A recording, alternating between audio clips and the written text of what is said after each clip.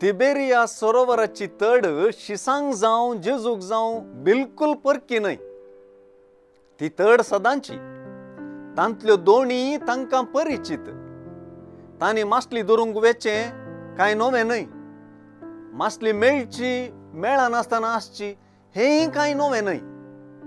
तडीर मासली भासची आनी खावची कांय तांकां नवें न्हय। सर्व सदांचें काम।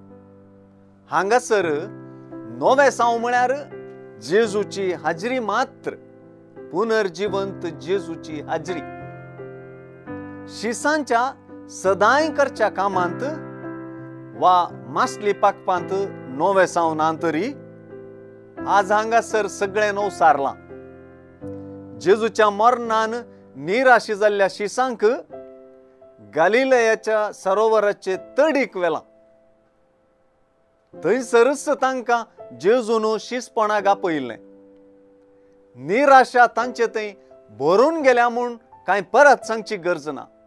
ह्या वक्ता शिसांक पुनर्जीवन जेजून तिसरे फावटी दिश्टीक पडचें आनी नव्या हुरूपान भरचें नवसारणेक कारण जाता।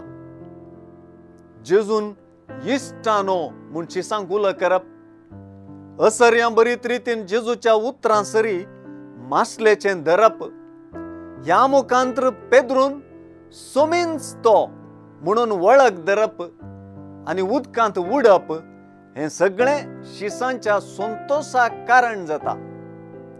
तडीर उजो घालन शिसाणींच मासली धरन शिसांक वाडचें दृश्य, शिसांक इतलें वळखीचें आनी काशा म्हूण बगलेंगी तांकां ह्या मुखांत्र तो सोमींच म्हणून जाणा जावंक साद जालें।